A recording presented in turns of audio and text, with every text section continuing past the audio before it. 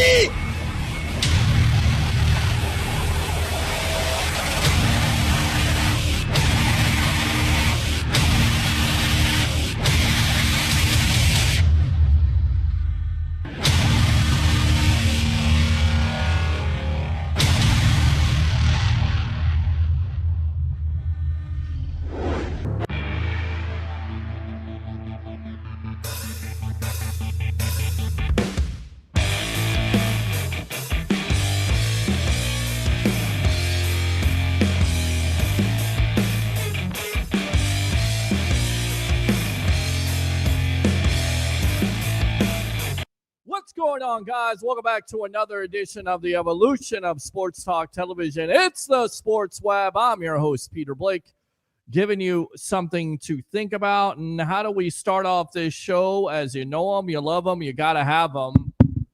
Is my mic working? There it goes. There you go. You got to love that loose little wire. How do we start off this show? As you know them, you love them, you got to have them. Bring your passion, bring your excitement. Just don't bring any nonsense on a victory. Victory! Monday after your Tampa Bay Buccaneers start out and go to the bye week at 6-2, tied for their best start of all time. Tied with what year? 2002. And what happened that year, Bucs fans? They won the Super Bowl. I'm not saying it's going to happen, but it is definitely a good start, if you will. So we'll definitely recap more, get your thoughts here tonight. No Harry the Greek, unfortunately. He is in the hospital. So prayers out to him. I wasn't honestly going to do the show because I felt a certain way. But then again, it is Victory Monday, so I do owe you that. And on top of it, I like doing this in the first place. So open phone lines tonight if you want to talk about your Tampa Bay Buccaneers. We'll recap the game versus the New Orleans Saints. We'll hear from what Todd Bowles had to say, Baker Mayfield. some trade rumors, a question for the night with these comments from Todd Bowles, which we'll get into in just a moment. Do you want to see the Bucs make a trade? And what position do you want to see them trade for? Is it an edge rusher? Is it a wide receiver? Is it an offensive lineman? Or is it a linebacker? 727-255-0391. It's 727-255-0391. Yes, prayers to the Greek. Absolutely. We love the Greek on this show. He's a major factor. He's a major co-host. He definitely stirs it up, as we always say, right? He stirs the soup, as he always says. So hopefully he's good. Talk to him tonight. I wasn't happy to hear from where he was at. But yeah, we'll pray for him here on the Sports Web. And as always, we'll take your phone calls on the evolution of Sports Talk Television. Again, like and subscribe to the Sports Web on YouTube. Friend me on Facebook at Peter H. Blake. You can see it right there in the right corner. Tampa Joe's 9316 Anderson Road for all your away watch parties when it comes to USF Bulls. Yes. Or your Tampa Bay Buccaneers. This is for you guys. This is for Bulls fans. This is for Bucs fans. Get out there when both of those teams are away. And you can be a part of the evolution of Sports Talk Television. And then if that wasn't enough, you like the haircut? I thought you did. Whether you want a haircut, a beard trim, a fade, you don't have to go far. It's Up the Block Barbershop, 4946 Moog Road in Holiday, Florida. Tell them the Rolex reporter Peter Blake sent you. Go see my favorite barber, Ricky, along with all the great barbers that are there at Up the Block Barbershop. Again, 4946 Moog Road in Holiday, Florida. So we'll go ahead and get out to these comments as always. But I know Bucs fans got to be excited. How do you feel about this Bucs team being 6-2? And listen, I get it. The offense the last two games has not been very good. But this should tell you how good or great this team can be, in that they don't necessarily have to have their best offensive game, but guess what? Their defense picks them up in a big way yesterday. Did that rhyme? It did. Did I mean it to rhyme? No, I didn't. But it sounded good, didn't it? In a big way. And of course, Anthony Nelson being the one that steps up. Antoine Winfield Jr. steps up. Jamel Dean steps up. The defense overall steps up. And, people just marveling at what, Todd Bowles can do and how he schemes up a defense. Welcome to the club. I don't think Bucs fans give this man enough credit when it comes to calling a defense schematically. And I know a lot of Bucs fans, they shake their head all the time because he's playing zone defense and this and that. But he was very creative yesterday.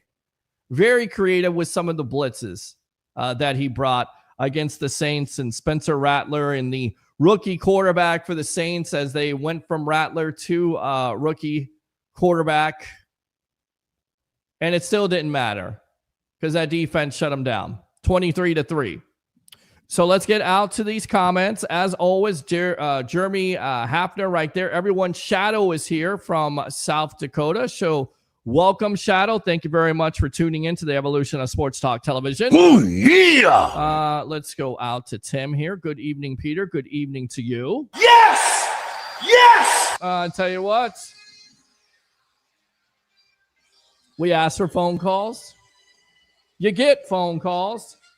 So let's go out to the phone line here. Let's go out to Mr. Broadway from North Carolina, leading it off here on the evolution of Sports Talk Television on a victory Monday. Go ahead, my friend. Let's go Bucs. Yeah, that's what I'm talking about. Let's go Bucs. Absolutely, let's go Bucs. I want to get your opinion. Shouldn't we have had that touchdown? Yes. And we also got an explanation for that, too. There should have been a touchdown. Yes. In fact, when you get off the line here, I'm going to go ahead and read to you what Ron Torbert, excuse me, the referee, I'm going to mispronounce his name because he missed calls. The refs, that's all they do is miss calls. This is a clown crew. It's been a clown crew. They were a clown crew versus the Jets, but I'll go ahead and give you the explanation on it. But yes, it should have been a touchdown, should have been a couple of touchdowns by Antoine Winfield Jr. And man, oh man, the Saints just bring the best out of them. If we could just play the Saints every game, Antoine Winfield Jr. is a monster when it comes to playing the Saints. I love it. I love our defense. I love Antoine Winfield Jr. He's not, and Jamel Dean has stepped up. Yeah. And Tyke Smith has stepped up. And you know how I feel about Vita Vea and Levante Davids. And I love the offense. And like you said, I don't think a lot of people are giving Todd Bowles credit for his defense. And I think we need to get behind it. I think we need to get behind their defense. Well, listen, I'm not asking everybody to be a cheerleader. I'm just saying, because if he has a bad game, the defense has a bad game, don't go all of a sudden to Todd Bowles is a great coach to let's fire Todd Bowles. I'm just saying, like, have a medium there. You know, don't get too high. Don't get too low, but we do get a little bit high on this show. That's okay. That's all right. That's what Bucs fans do. They deserve that. You should feel good about being 6-2 with the multiple injuries that this team has had all year long. Why not feel good about it? Keep it real, but keep it optimistic. That's it. That's what I keep do. it realistic, as my co-host would say, Mr. Harry the Greek. Keep it realistic. Yes. And prayers for Harry. Yes, absolutely. I hope he's feeling better. I do too. Thank you, Peter. Yes, sir, Broadway. Appreciate you as always. All right. Thank you. All right, good stuff there, my friend. Good stuff. Thank you very much for the call. We'll give you the Ric Flair because he's in Flair country right there in North Carolina. Let's go ahead and read the explanation from the referee here. We ruled that it was a fumble. It was recovered by the defense, but there was a whistle blown from the other side of the field. Still, nobody can tell me where the whistle was. Blow the whistle. There was no whistle. This isn't too short. Yeah, I just dropped a hip-hop reference on you with blow the whistle. There was no whistle. There was nothing. Erroneous whistle my ass. The official thought that the runner was down. He thought that the runner was down, which he wasn't. We were able to award the defense the ball after the fumble, but because the whistle had been blown, which it didn't, we could not award the advance afterwards. He also says there are certain situations, such as if there's a fumble and immediate recovery in the aftermath after the whistle is blown. In certain cases, we can award the ball to the defense or award an interception. So generally, yes, the ball is dead when the whistle's blown. But in this case, we were able to award the fumble, but not the advance. Oh, wow. Award the fumble, but not the advance. Like, it's a privilege to get the freaking call right. That's good enough to suck right there! So generally, yes, the ball is dead when the whistle is blown, which it wasn't. But in this case, we were able to award the fumble, but not the advance. Also noting that the ruling was determined after discussion on the field and not a review. I don't know what they were discussing. They could have been discussing their lunch. I don't give a damn. Get the call right. That's it. Award this, award that. Just get the call right. What is this, participation day? Come on, man. Oh, we awarded the fumble. Oh, whippity-doo. Great job. Oh, my God. Who the hell cares? I mean, and Todd Bowles, he was upset about it, as he should be, because that's one of his top defensive players. And oh, by the way, anybody critical of Antoine Winfield Jr., as I said last night, I'm going to say it again, because I know there are people out there that have been very critical of Antoine Winfield Jr. As the great media icon, Mr. TJ Reeves said, go away, because you don't know football at this point. You don't. If you think that Winfield Jr. has been resting on his laurels ever since he got that big-time contract, you are absolutely out of your friggin' mind. And I see some of you guys online, and I want to call you guys out. I really do. But I wait until I get on this show. And I hope you see it. I hope you want that smoke. And I hope you watched the tape yesterday, and I hope you watched the game. Because if you think that Antoine Winfield Jr. isn't one of the best keys in the game, you're a friggin' idiot. Okay? You're Napoleon Dynamite. You're a friggin' idiot. Freaking idiot. Exactly. All right. Yes, thank you. Bowles said, I'm still pissed off at some of it. We got to do something. We'll discuss that with the league and go from there. He also said it was an erroneous whistle. I mean, as soon as Dean hit him and stripped him, I don't know. I got no answer to that. But there you go. Erroneous whistle. A whistle that's out of this world. You never heard it before. Somebody said dog whistle. I think that's pretty accurate at this point. Open phone line 727-255-0391. It's 727-255-0391. You've heard it all here, guys. You've heard it all. All of it, you've heard it. Tim says, good evening, Peter. Good evening to you. Thank you very much. Yeah. And Scott Broadway says, let's go. Let's go. Wait up, little boy.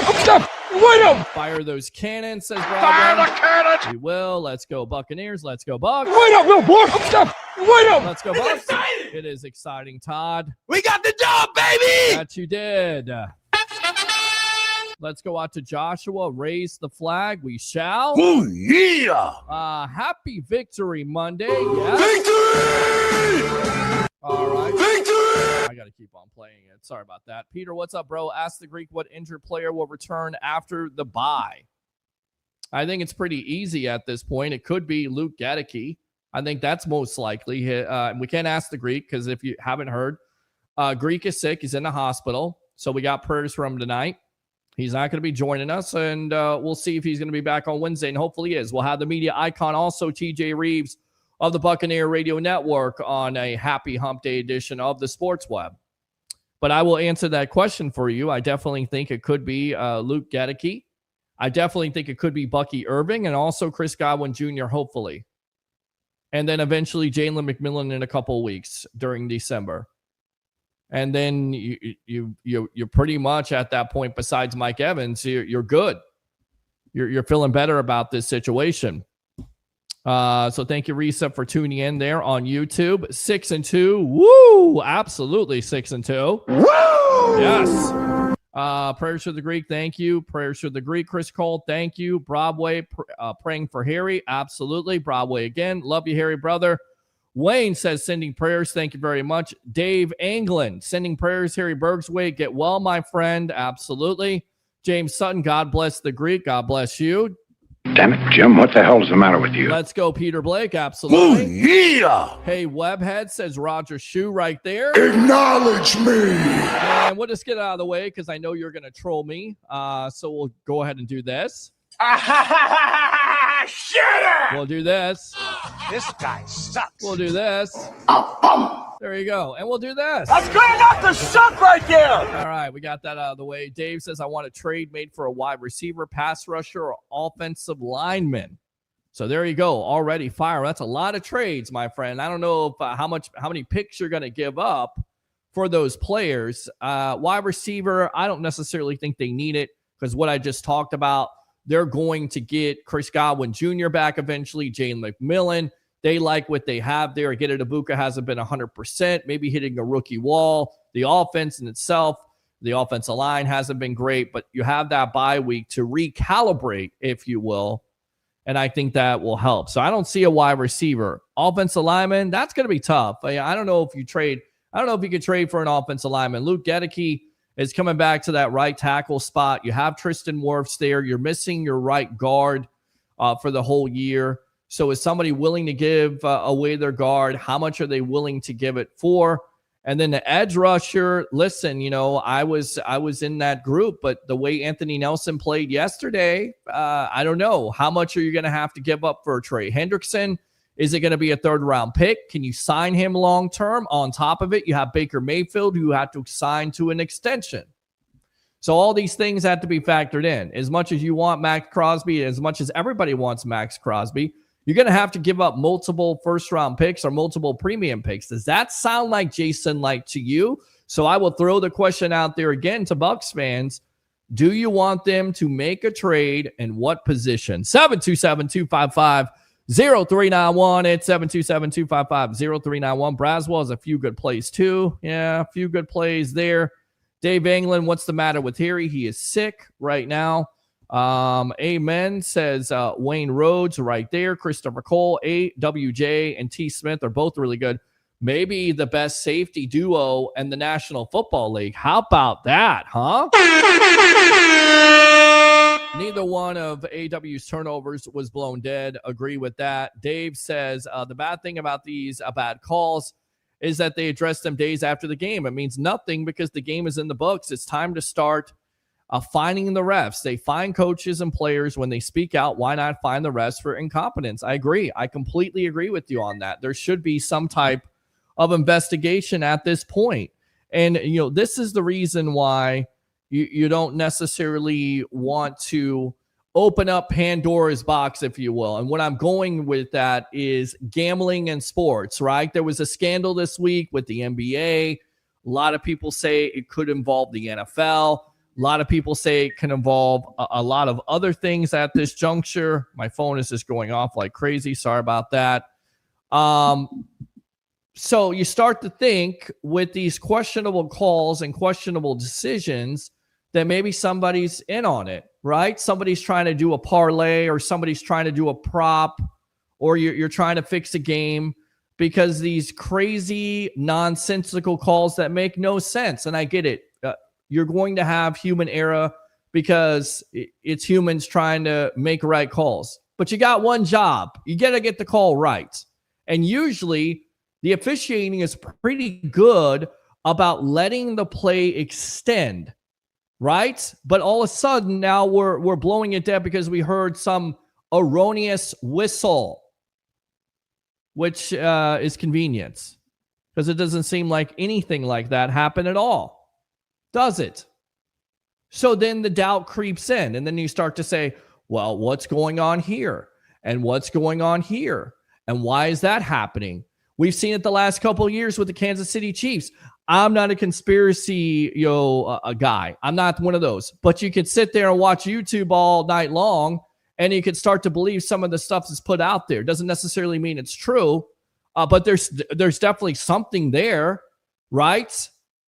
We talked about Kansas City for years, getting the benefit of the call. We talked about New England for years with Tom Brady, getting the benefit of the call. It starts to make you believe. It starts to make you think. You don't want that. You don't want that in the sports arena.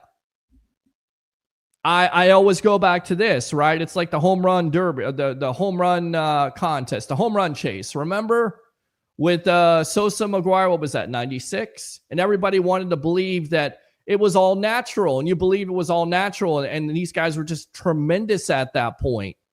Whether the ball was juiced, whether they were juiced, you wanted to believe that. And then there was overwhelming evidence, and the evidence kept on coming out. And then you started to believe that somebody was cheating, and then there's a scandal. And then Jose Canseco comes out with this book, and then you're like, aha, what did I watch? What did I see? That is the worst thing you can do in any sports lexicon, is provide any doubt that it's basically sports entertainment, as my father would say. Love you, Dad. He said, if there was some type of doubt like that, and it was shady in some way, like was Spygate or Deflategate or whatever gate it was, then it would become sports entertainment. What is the difference with football and baseball and basketball and hockey these days if the officiating is not on the up and up from what you're watching with professional wrestling? It's scripted. I like professional wrestling. I enjoy professional wrestling. I talk about it on this show ad nauseum, usually on Wednesday nights with Turnbuckle Talk, which we'll bring back on Wednesday night. But there is a difference. The reason why I watch sports and I separate that from wrestling is because of the competitive balance. It's called competition. When you start to bring these factors into this, and you start to have scandal after scandal, and you start to have shady things creep up into your sports world, then that brings doubt. Open phone line, 727-255-0391. It's 727-255-0391. So I agree. I mean, we don't know if they are fine or not, but why not? Why is it such a secret by the National Football League? Why not come out? I mean, it's okay to embarrass players with fines. Why not referees? Why not do the same thing? Maybe that changes. You start fining guys, you start firing guys, then you get the calls right. What's the difference? What's the point? I mean, it's like everything else. Like, I'm a sales guy, right? It's always be closing. You know, I'm on the sports web. I'm trying to get 1 fan. I'm trying to get 5 fans. I'm trying to get 10 fans. I'm trying to get 20 fans. I'm trying to get 100 fans, 200 fans, 1,000 fans, 10,000 fans. I'm always closing because this is a production business. If I'm not getting views, if I'm not getting people to come back and watch this show and support this show, we don't have a show. Same thing with the referees. You start fining guys, you start firing guys to get the calls right, and then you start to change some things. But does the NFL want it to change? I don't know. Because you keep on doing the same thing over and over again. And you know what they say about people who do the same thing over and over again? You're friggin' insane. 727-255-0391. It's 727-255-0391. Let's go out to Trevor. Trevor, welcome to the evolution of Sports Talk Television, my friend. Yes, sir. How you Good doing? evening. Good evening to you. Happy Victory Monday. Yes, happy Victory Monday. Victory! Love it, man. Love it. As far as the refs, I mean, obviously that bogus call. When you let me ask you, let me go ahead and pile on here. Let's go ahead and beat a dead horse until the horse is a donkey at this point, right? Or unless it's a jackass, which consequently the referees yesterday were acting like jackasses. The last 2 weeks they've acted like jackasses, right?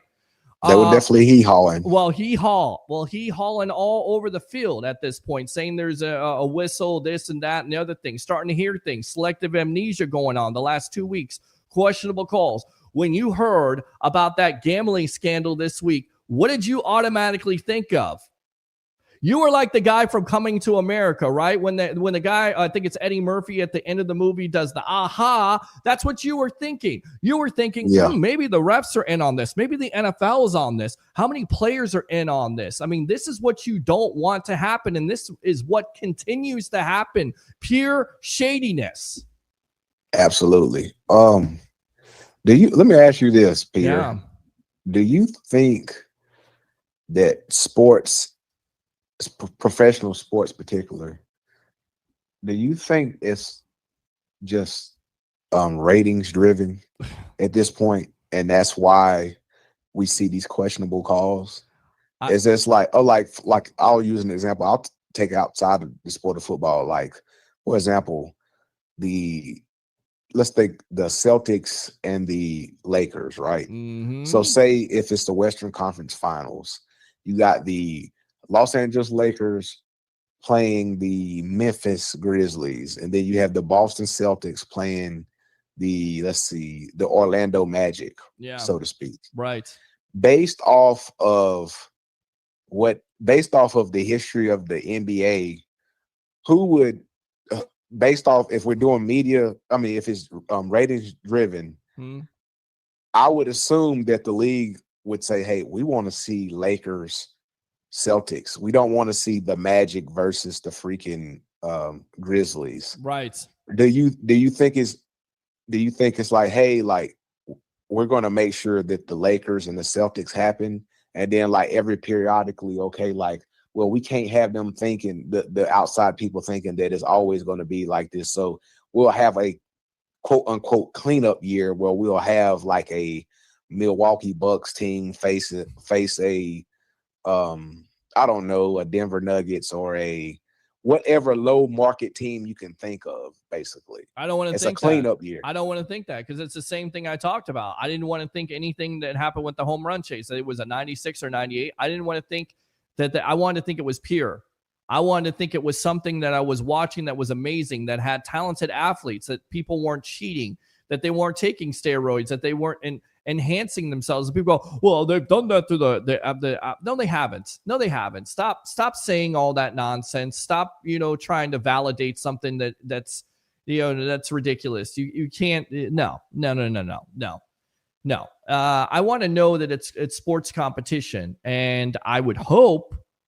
But I think there is some instances, right, where you would say, maybe that's the reason why it was extended in the first place, because TV has money.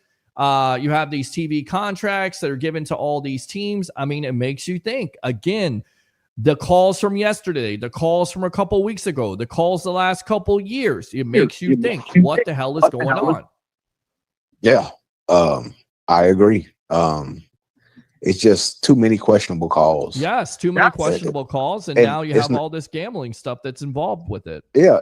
And you'll see it. I was watching other games, after our game yesterday. I think there was a couple of questionable calls. Now I don't forgot the plays, but I was watching that Green Bay and Pittsburgh game last night. There was some trash. I think that officiating crew was pretty terrible too. I'm not as invested in that game as I would be a Bucs game. Yeah. But I saw some plays out there. It was like, and I saw some flags or some no calls. It's like, okay, that was complete bullshit. Like, yeah, what am I missing here? What are you missing? What I mean? What are we doing here? And we have it every week. I mean, it's not just the Bucs. It was the Philadelphia Eagles and Denver Broncos. As much as I despise that stupid Eagle chant, which I heard all weekend. Please, Bucs fans, can you please save me and come down to Tampa Joe's when I have an away watch party? I love the passion of the Eagles, but if I have to hear EAGLES, but the thing that I was happy about is they got screwed out of that game against the Denver Broncos because it was egregious pass interference call, and they swallowed the whistle at the critical time. You've got to make that call. I've seen it over and over again, but if you're going to call it that way all game, do it all game. That's the consistency part that's missing. And then at some points, the refs have said, you know what? I missed it all game. I'm just going to continue to miss it. And it ruins games. You have to get it right. And if you don't get it right, then you should have some consequences. It's like everything else. Absolutely. Coaches are not productive. You get fired. General managers are not productive. You get fired. I sound like Oprah Winfrey at this point. You get fired. You get fired. You get fired. Right. I mean, same thing with refs. You get fired. You get fined. If you start doing that, I guarantee you, you nip it in the bud. That's what's going to happen. I mean, it's a production business. We're all in a production business. I'm sorry. This is a production business. Whether you're in sales or not, it's all about production. It is all about production. If you don't produce, sorry, go ahead, go do something else. Like I said, TJ Reeves, go away. If you can't rep, go away. Go golf. Go be a tennis judge.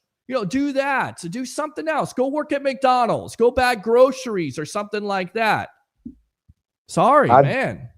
I do know once that whole scandal came out with Chauncey Billups, the head coach of the Portland Trail Blazers, and that other basketball player, I forgot his name.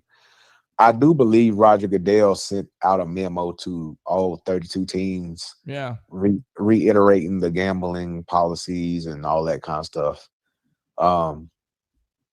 So I don't know. Maybe it's just Roger Goodell just doing some house cleaning just to cover his own. I hope so. I hope he does house clean, because if he's got dirt in there, if he's got skeletons in that closet, they're going to find him.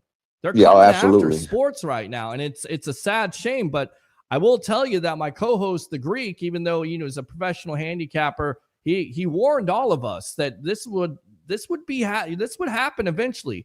I love fantasy football. I love the fact that you do have some of the money that's a part of gambling, but then again, there's a dark side to it. And when you get in bed with gambling, there's going to be some type of downside to it. Again, it comes back to it. I don't want, I want to feel like, I think it goes back to when I was in school. Like, this is another analogy.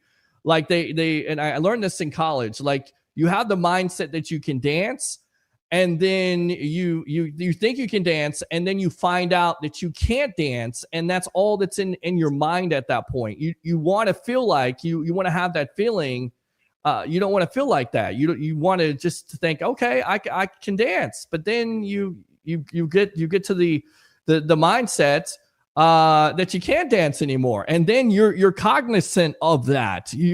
You think about, oh my God, I can't dance. I'm terrible. I have no rhythm. I'm not going to do it anymore. I mean, I don't want to feel like that about my sports. I want it to be competitive balance. I want it to be competitive sports. I don't want it to be sports entertainment. I don't want Vince McMahon running it. I don't want Triple H running it. I don't want Tony Khan running it. I don't want Ted Turner running it, right? I don't want that. I want it to be non-scripted, competitive sports on a balance. I get it. Everybody has an advantage to a certain degree, but everybody's playing on the same wavelength. That's what I've always had a problem with when it comes to, steroids in sports. People go, well, everybody has access to it. No, they don't. Even Barry Bonds. That's the worst part about Barry Bonds. This whole argument, Barry Bonds should be in the Hall of Fame. Why? He had somebody take a laboratory and give him something that nobody else had any way of getting. They had no access to that at all. None. Yeah, and then you have no idea what he took. He was, when he first was in the league, he was so skinny. And then, like, towards the end of his career, he swole up like a freaking air balloon. Right, exactly. But that's normal. It's normal for guys to hit more home runs when they get older, right? No, it's not normal. It's not normal at all. It's abnormal, especially his head, the way it was shaped. It's a big-ass head. That's abnormal. He looked like a friggin'... I don't know what he looked like. I'm not going to even say at this point. It just was not a good look. How about that? We'll say that. But everybody's like, boy, say baseball. He's a great player. He probably was a Hall of Fame player. Okay, if he was a Hall of Fame player before that, then what do you have to do it? Because he made a selfish decision. So that's why people have kept him out of the Hall of Fame. It's a fair point. It's a fair trade. You make that type of decision. That's what I don't want to talk about when it comes to the NFL. The NFL is a great game. Can you imagine if there was a scandal in sports that affected the National Football League? It would be a black eye. Absolutely. You have to protect the integrity of the game. The game has to be protected with the integrity. That's the reason why Roger Goodell, say whatever you want to, but he's always trying to protect the shield with the decisions that he makes or doesn't make, if you will, for players. You have to protect the shield. You have to protect the integrity. I agree. It's going to have to come down to a point where at some point somebody's going to get caught and they're going to have to make an example out of whoever that is, like the MLB did with Pete Rose. Yep. Absolutely. Well, and that was a shame in itself because that ruins the game, right? So now you don't have Pete Rose in the Hall of Fame. He may be going in the Hall of Fame. Who knows? But he'll never be able to enjoy it. No people will be able to enjoy it. All-time hitting leader. You have Barry Bonds, all-time home run. You have Roger Clemens. I mean, how many players that have major records in Major League Baseball history will not be allowed in the Hall of Fame because of the nonsense of cheating and doing what? To earn more money? People go, well, you would do that to earn more money. Maybe, but then again, you have to look yourself in the mirror every day. If you cheated... and you know you cheated, and you can't even admit that you cheated years later, then you are what you are. You deserve that decision. You made your bed, you sleep in it. Trevor, anything else here on the evolution, my friend? No, that's all I got, man. I'm just going to sit here and enjoy this Victory Monday and enjoy this bye week. I'm going to try to enjoy this Victory Monday and get off my soapbox here about steroids and integrity of the game, but damn, man, every week we're talking about refs screwing up. I mean, is there one week where there's not controversy? And then it makes you think maybe, and it goes back to what? Eric Bischoff, controversy creates cash. Maybe that's the reason in the first place. I've always said Major League Baseball will never do anything when it comes to the records of these Hall of Famers and all these records. They will never do. You know why? Because they always want to be talked about. It creates cash. It creates the interest in the game. Always, there will always be that talking point when it comes to greatest players of all time being in the Hall of Fame, but they did steroids. They want to have that always. Trevor, appreciate the call. Use the second call if you want to, my friend. All right. Yes, sir. All right, I'm done with my rant for the night, but I will go on a rant, damn it. Especially when it comes to integrity of sports. I believe that. Been watching sports since I was 8 years old or before. I want to believe that this is competitive sports. I get it. Some people have advantages, okay? But everybody has, to a certain degree, an advantage. They have, unless they're taking, performance-enhancing drugs, then it's completely different. Now, if everybody's on performance-enhancing drugs, fine. But if you got one or two players taking it and then you lump everybody else into it, that's wrong too. 727-255-0391 and 727-255-0391. Scott, if the players and the coaches are required to do press conferences, then so should the refs. Why not? Why not? Ooh, yeah. Packers got a lot of help from the refs last night. Oh, you think so? There you go. Good stuff. Trevor Miller, again, calling in. Thank you very much for the call. F the refs. The whole ref crew was piss poor. Dave, Scott Morris, great idea.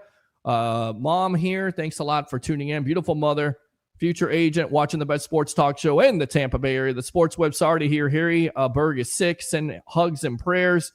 I knew they would win. Great job. Fire those cannons. Mom says fire those cannons. So from the great Gene Deckerhoff. Fire the cannon! There you go right there. Open phone line 727-255-0391. It's 727-255-0391. Media icon himself, Mr. TJ Reeves of the Buccaneer Radio Network. Fascinating that Anthony Nelson told me post-game on the Buccaneer radio that he didn't know what happened on his deflected pick six. I don't know. I kind of blacked out and don't remember. Ended up in the end zone, he said. I mean, that's how great Nelson was playing yesterday. And that will give you pause for calls. There it is again. I'm just rhyming tonight like I'm just a lyrical genius, right? Like Nelson stepped up. He blacked out so much. He stepped up so great for this team. And he had to. He was one of the players that had to step up for Hassan Reddick.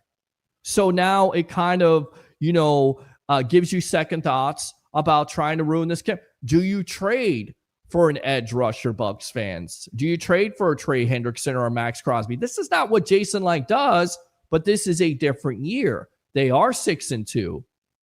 But if Nelson plays like that, the defensive line plays like that, what are they trying to tell you? We got the guys in here. We got the guys in this locker room, in this room that can get it done. Maybe that was also part of it, right? Maybe they were hearing the rumors. I mean, they're not going to shut it out. Social media is rampant. You have people going, make a trade for this, make a trade for that. And those guys stepped up yesterday. They picked up their offense. Maybe that was the reason why with the 5 sacks and the 4 turnovers and the touchdown there.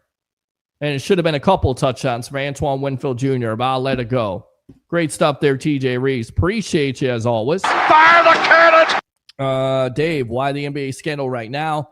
You would think the betting sites would want more transparency because right now I wouldn't bet on anything the way the calls are going. I mean, we're getting to that point, right? When I heard that the other day, I said, oh no. I said, you know what? What happens now? What happens if there's more players involved? What happens if there's more leagues involved? Then you start to have a black eye for sports. Then you start to, again, go back to that analogy. You thought you could dance. Now you know you can't dance. And now it's in the back of your mind. And that's all you're thinking about. Boy, you got to love psychology in college. Curtis, welcome to the evolution of Sports Talk Television. What's up, Bling Bling? What's up, buddy? How you doing? Oh man, it's another beautiful Monday, man. It is. It's a victory. Victory! It's a victory Monday here, my friend, on the evolution of Sports Talk Television. You gotta love it. So my question for you tonight, sir. Yes. What's the question? I do think a pass rusher is a great idea. What do you think about a receiver? because we don't know about Godwin. Okay. Mike Evans is probably not going to be back till the end of the season, early playoffs. Okay.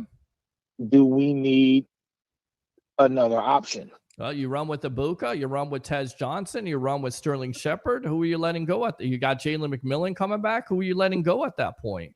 I forgot about McMillan. Well, you can't forget about McMillan. He's I coming back forgot here about in a McMillan. couple. I forgot about McMillan. Don't forget about Jalen McMillan. We had him on the Sports Web here a couple months ago. You know, I had That's a right. lot of players on this show. I But just Yes. hope he's healthy.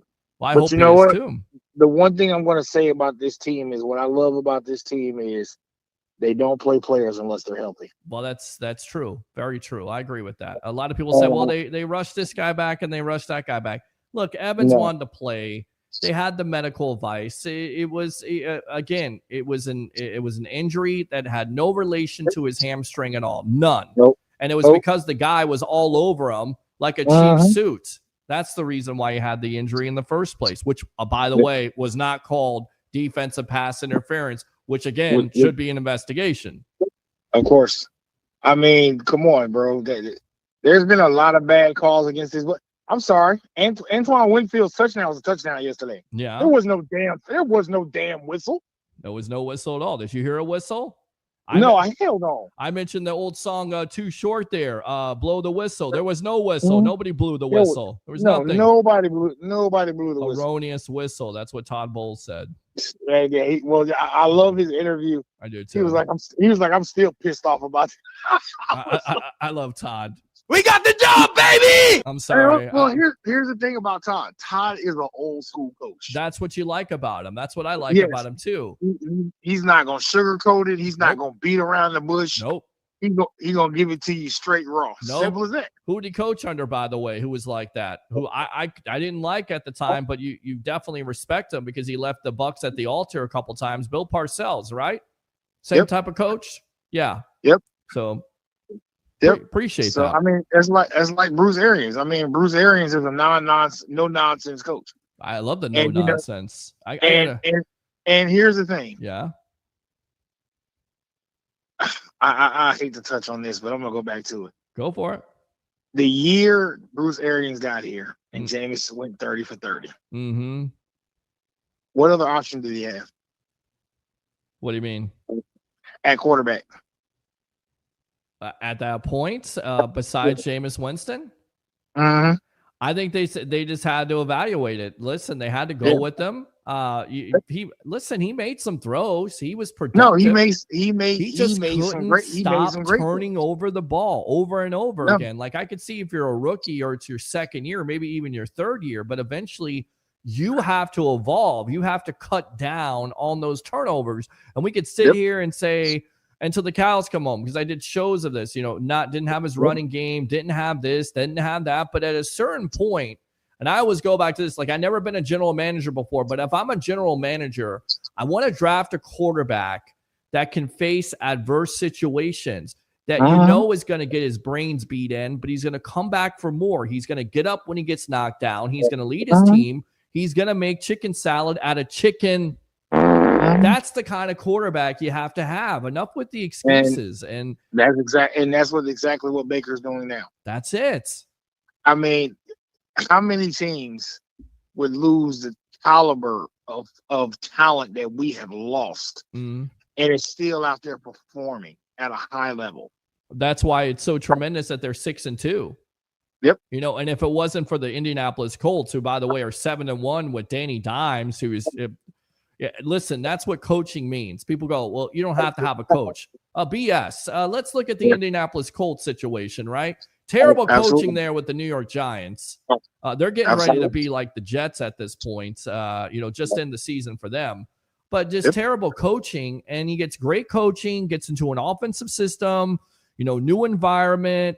Something he's comfortable with. Yes, you make him comfortable. You figure out what he does well, what he doesn't do well. You have a running game around him. Listen, you got to have a running game. You got to have an offensive line. You got to protect him. You can't throw him in there because Danny Dimes was a turnover machine. But here's the difference between Danny Dimes this year and previous years. He's not making those critical, mistakes.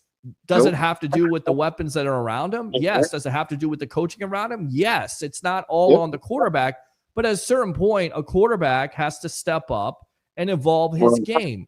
And you are what you are. Jameis Winston, has he started? I love Jameis Winston's attitude. I love the fact that he can make all the throws. But at the end of the day, what do we know about Jameis Winston? He's going to give you at least. He's going to turn the ball over, and sometimes either at the first of the game or at critical points in the game where you need a guy to take care of the ball. Baker Mayfield has shown in the fourth quarter this year that he's money. Tom Brady for years has shown in the fourth quarter that he's money. He's not going to turn over the ball. That's what's going to win you games. And Baker's gotten better every year. Correct. There you go. Evolve. Right. Going back to that Daniel Jones thing. Yeah. Anthony Richardson, you might as well leave Indianapolis because that job is gone, sir. Well, it just goes back to what? You draft a quarterback that has under 60% completion percentage, and more than likely he's going to be bust. Although people would say Josh Allen called and he wanted to know what you were talking about. But more times than not, when you have a quarterback that's under 60% completion percentage, he's going to be a bust. And Anthony Richardson, all the potential in the world, but size, speed, everything. Yeah, that means absolutely nothing. But you fall in love with all that, and then you don't watch the tape, and you don't look at the numbers, and you don't look what his production on the field was. And again, you are what you are. He was one of those combine workout warriors. That's Correct. What he was. I mean, could you develop him? But you can't throw him in that situation. And he's never able to develop, and he wasn't good enough to. Maybe he'll go to a new situation and he'll be able to develop. But I mean, that's like, oh God, I'm going to give you one. I'm going to go back a little bit more. Oh God, I remember when we drafted Daquan Bowers in the second round, and everybody thought we had the steal of the draft. Why? Because Tom McShay thought he was the number one player. Mel Kiper thought he was the number one player in that draft, right? And we all thought it. But guess what? There was injury stuff there. There was injuries. And he wasn't able to overcome the injuries, and he wasn't a good enough player. Nope. So it happens. I mean, that's why it's so important with the interviews and the scouting combine and the tape. My point of all that is this. I'm not going to say team. I'm going to say this Buccaneers organization. As a true Bucs fan, has been a Bucs fan for a long time. Yeah. I've watched the turnover of this organization from drafting, from scouting, from free agents. It feels good to know that our team is going to go out there to put a team together. And put guys around in the organization that fits your organization, that fits your idea. I keep on going back to Jason Light and what he said a couple of months ago. I would have never drafted Devin White. Of course, White had some comments recently, but he said, I would have never drafted Devin White if I know what I know. I'm not drafting – I think he said D-bags, I'm not drafting a-holes. I'm not going to do that.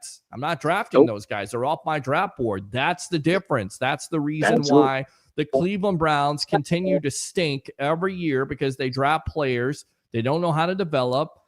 They draft guys that don't fit. They draft guys that are selfish. I mean, Myles Garrett, listen, 5 sacks yesterday. He's maybe one of the greatest defensive players in this era. But guess what? He's going to be stuck on that god-awful organization in the Browns. With that big-ass contract. With the big – Did you see what they tried to charge the Jets for Shador? What did they try to charge? They wanted – I guess the Jets called about Shador, and they told him they wanted a second-round pick for him. And the Jets balked at that? No. Well, they were like, we're not going to give you a second-round pick for a fifth-round pick.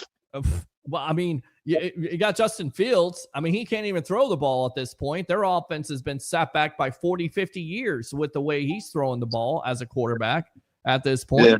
I mean, how can you lose at this point? I mean, it's just in the season. Doesn't matter what quarterback you put back there. Aaron Rodgers has shown improvement with the Pittsburgh Steelers, besides maybe last night losing to the Green Bay Packers. But I mean, you can put anybody in that offensive line. You're going to get killed at this point. So again, it's so funny. Either the bad organizations you remember so vividly as a Bucs fan, how many years they lost and why they lost, because they had the money, or they didn't go out and get the right players, or bad drafting, bad coaching. It's all the circle of life, my friend, here on the sports web. It's ownership, bad coaching, bad players, bad play calling. I mean, it's all bad. bad. And people, oh my God, they're 6-2. They should be 8-0. Like, please get a reality check here. Dude, like you said from the beginning, Pete, all of these injuries that we've had. Yes. I mean, for this team to fight and to be as resilient as they are, yes, to be 6-2, what else can you ask for? I don't know what you can ask for. I mean, you are tied for the first place record in the NFC. Yes. I mean, come on, what else could you ask for halfway through the season? I don't know. I don't know what some of these Bucs fans want. I don't know. You got your bye week. Hopefully you start getting guys back next week or whatever. It's like the scene. It's like the scene from The Notebook, where the guy's talking to the woman. You know what I'm talking about? And he keeps on asking her, "What do you want? What do you want?" That's every Bucs fan at this point this year. What do you want? What do you want? I mean, here's the thing. Here's the thing, Pete. I'm gonna say this, and I hope I'm speaking to this directly into the future. Let's say this team gets completely healthy at the end of the year. Yeah, they could go on a hell of a run. Absolutely. We all expect that. They could go on a hell of a run. Sure. Because you don't know when these players are going to come back. You don't. And guess what? You get Godwin back. You get these guys, we're let's say we're 14 and 3 or whatever it is. Yes. And you start getting all these big players back, and it's going to inject life into this team. Of course. It only takes a little bit. That's it. And again, they could recalibrate after the second half. As a Bucs fan, I've never been happier. Good, man. Good. I don't think I've been this happy since when Tom first got here. Because before Tom first got here, we were like, oh God. Well, not even that Bucs team started out right. No. I mean, absolutely not. They started out 7-5 and went into the bye week, and then they went 8-0 and won a Super Bowl. Right? Yep. Okay. Yep. All right. And I mean, it was the team chemistry and players coming back in time, and you got to go out there and play the game. You got to go out there and play the game. I mean, I'm looking right now. I got Jesse Cage tuning in. I know he's a big time Dolphin fan. He'll tell you he played the game. The Dolphins played the game yesterday. They played the Falcons like a fiddle. They beat us. Man, Bijan Robinson didn't even exist yesterday. I mean, Kirk Cousins making $100 million, stealing money. I mean, it's just it goes back to it. Like, no win is guaranteed in the National Football League. It's a week-by-week league. So anybody saying anybody can lose to anybody. Right. Anybody saying this win versus the Saints is not a big deal. It is a big deal. With all the injuries, with the adversity that they were dealing with after the Lions embarrassed them on Monday Night Football, to come in there, even with a slow start, their defense step up, their offense not necessarily playing their best, and they're still able to manage to find a way to win. But guess what? Just like yesterday, we talked about, that is what good teams do. They find ways to win as a team. Yes. So. Yes. All right, my friend. Appreciate the call. Use that second one. All right. Yeah, always, brother. All right. Appreciate you. All right. Questions for the night here. If you're a Bucs fan, do you make a trade for somebody? And if you do, who do you want to see them trade for? What position? Is it wide receiver? Is it offensive line? Is it linebacker? Or is it an edge rusher? Let's go out to Eric. Eric, welcome to the Evolution. What's up, buddy? What's up, buddy? Bring your passion, bring your something, don't bring no nonsense. That's right. Don't bring any nonsense. Very good. Winner, chicken dinner. Yes. Man, yes. I watched the Bucs game again. No whistles get called on the 2 Winfield and the touchdowns. Yes. I watched the game again today. It was crazy. No whistle, but the referees suck. Because the referees need to be held accountable for their actions. They do. It's accountability. That's the word of the night here. Accountability. Yes. This was accountability. But nothing can happen to them because they can make mistakes.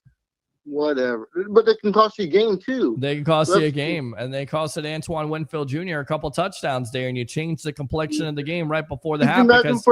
Could you imagine for a parlay somebody had Winfield for a fumble or interception or a prop? Yes. Yep. This mess. They don't think about like that. No, people don't think about parlays for people. You don't think about that? I don't know. You I don't want to think that. I don't want to think that the refs are in on it. I don't want to think that they're gambling. I don't want to think that this game is scripted. I don't want to think any of that. But when you start to have these situations, it's sad though. The refs sucked the last week too against the Lions. well, the refs consistently, the refs have sucked all year. So in every facet. So they suck.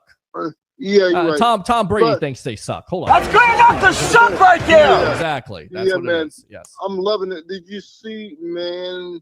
I think, did you hear about we might sign that $250 million guy for the race?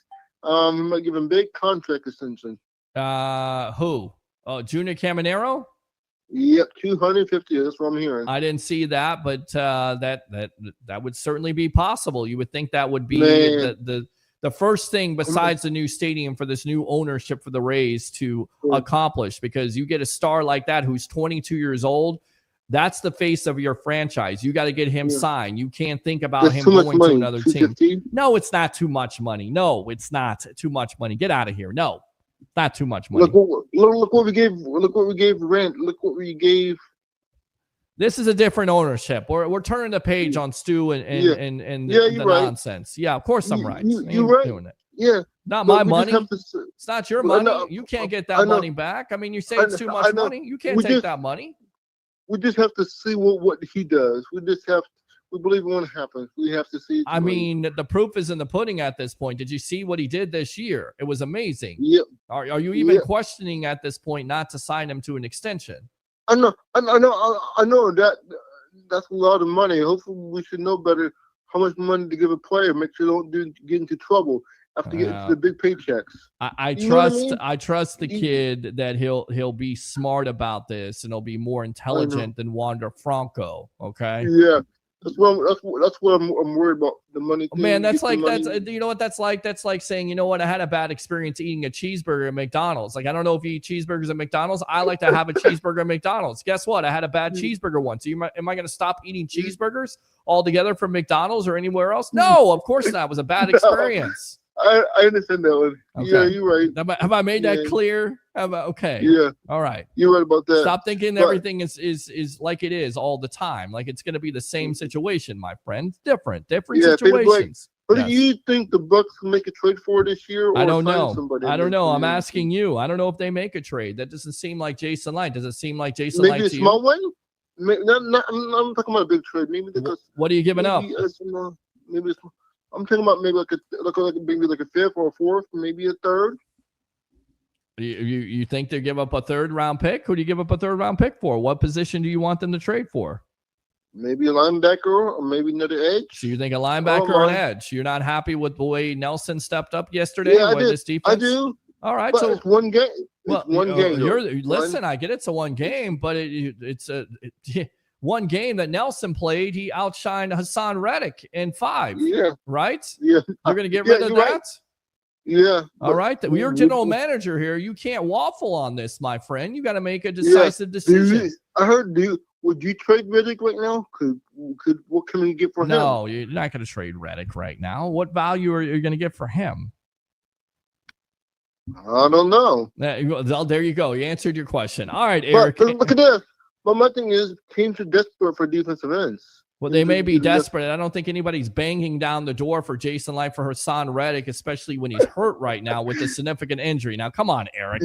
You're right, man. Okay. I'm just making a joke. But but here's my thing though. How about what's the guy, the tight end from Baltimore? I'm hearing the connection from Oklahoma guy. Baker wants him. No, not after Cade Otton played yesterday. You're done with that. You're done being a general manager of this team. You're going to ruin the team. Thanks a lot for the call, Eric. But do you understand where I'm coming from, though? Let's go. Go out to Alex here. My God. Eric. First of all, I love Eric. Let me touch up real quick about Caminero. Yes, he had 45 home runs, an incredible full rookie season, over 100 RBIs, absolutely incredible. Right. But the Rays, even this new ownership, I do not believe are going to jump on a mega contract on Caminero. 2 things. Number one, the Wander Franco situation is not over. So until that's over, I don't think they're going to do anything long-term with Caminero. Number two, Caminero is a rookie. He's not even eligible for arbitration until 2029. But they're so still the Rays are not going to extend him until 2029. Well, I'm not ready to say that. Sure does his value will go up by then if he keeps doing what he's doing? Absolutely. But this is not Stu Sternberg and that cheap-ass ownership. This is a new ownership that cares about this organization, and I just don't. To touch up on Eric, they're not going to extend him this offseason. I don't think they're going to do that. I don't know who out there's telling you 250, but I call BS. Oh, you're betting, anyway, you're betting $1,000 on that, Alex. Huh? You're betting $1,000 on that this time, Alex. I still owe you that $1,000. Yeah. Hey, well, listen. Wait a minute. Quick. Did you say what I thought you just said? Hold on. Tom Brady says this. That's great off the shot right there. Exactly. I love you, bro. You're a good dude. All right. Hey, listen. Talking about the Bucs real quick. Yeah. Victory Monday. Victory! Yes, go ahead, my friend. First of all, yes. 6-2 at the bye. We're doing everything pretty much right on the defensive side of the ball. Your question of the night was, what do you think the Bucs will do at the deadline? Yes. What do you think they should do? I just don't know, Peter. I don't know. You're the general manager tonight. Do you want them to I'm make happy a move? I'm happy with Anthony and Nelson yesterday. I think that if he can step up, like kind of helps solve our defensive pass rushing situation. But as if he can step up, as Eric said, that was only just a single game. So I would like to see him continue to do that, but we'll see. But I don't know, Peter. I'm thinking of the fact that, do the Bucs know something that we don't know? And that would be? Could the Chris Godwin injury be serious? Do they go for some wide receiver help? We don't know what's going on with Godwin. There could be another situation with that. Emeka Egbuka's who's having a great season. We don't know if he's completely healthy yet. I think you're a little short there at the wide receiver position. Mike Evans likely out for the rest of the season. I don't see them pushing him. Maybe a playoff return. In my opinion, I doubt it. But I ain't no doctor. Well, here's the main problem with bringing in a wide receiver. First, and it goes back to what Todd Bowles said today. He says, I think the discussion is more of how much do you have to give up to get somebody that you really want. Agreed. That'll be the discussions more or less going forward. We feel like hopefully guys can come back, but at the same time, if there's something out there that's available, and depending on whether you got to rob Peter to pay Paul, then we got to weigh those options. That's Absolutely. what Todd Bowles said. So he didn't rule it out. And I don't expect him to rule it out. What is he supposed to say when he's asked about it? Like he's not going to tell you what Jason Licht in the front office is actually going to do. Correct. He's going to tell you what you want to hear because that's what he has to do.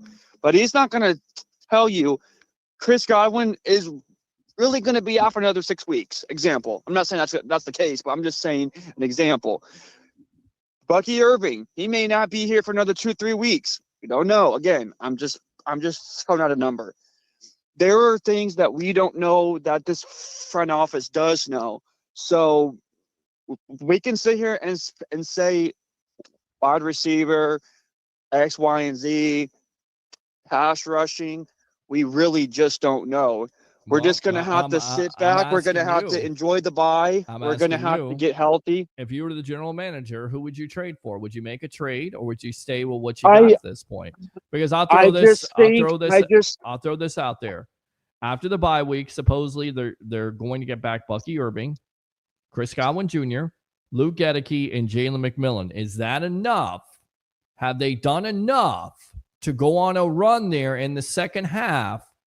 And not only go on a run and win the NFC South, but also go to the playoffs. Have they done enough, or would you make a trade for one of those positions that we talked about? Offensive line, wide receiver, edge rusher, linebacker. Listen, what would you do? Not having Hassan Reddick has been a huge blow. Well, you haven't had him all year long. He hasn't played at And all. it shows. It shows if you go week by week, review the tape. Yeah. The reason why the offensive line or the offense has been really kind of bad is because take a look at the tape. Baker right now is for the most part running for his life. Yes. It's just without Hassan Reddick and all these guys, these hurt guys on the offensive line, the offensive line has done its best to step up all season. And I think they've done a great job, all things considered. Yeah. I mean, again, 6-2 at the bye, you can't complain. But you're going to go into a second half of the season. Now, granted, I don't know the injuries. I don't know if 2 weeks off a bye is going to be enough to get some key guys back. But, how long is that offensive line going to be able to hold? How long? And I think that's our biggest. I think that's our biggest need.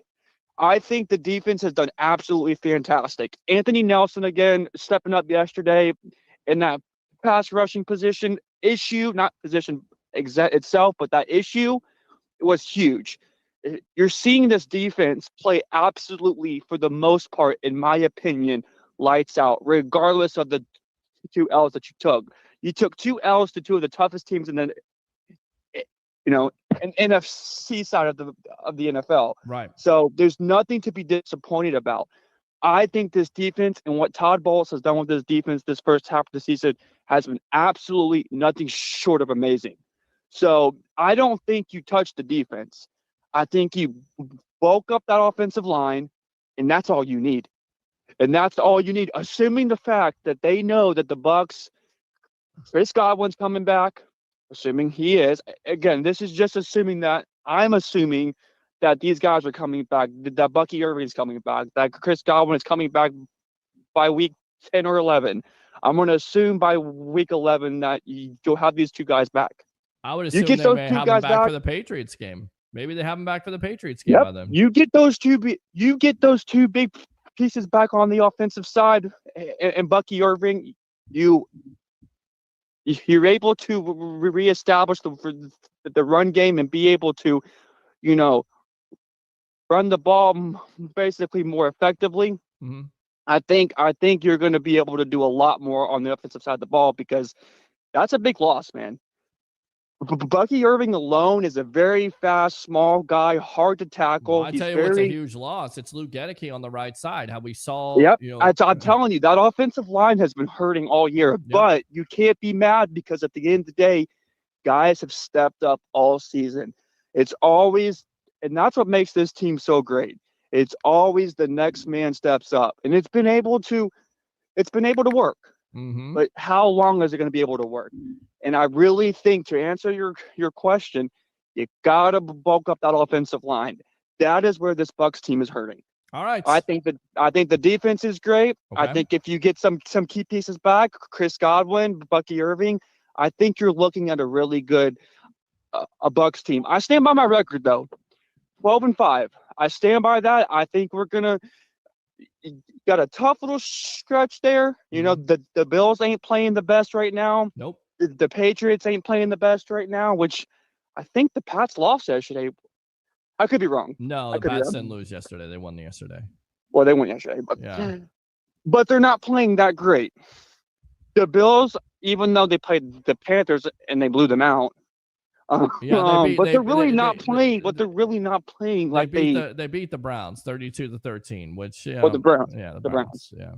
Browns. But 12-5 wins the NFC South. Yep. It's my record. I stand by that.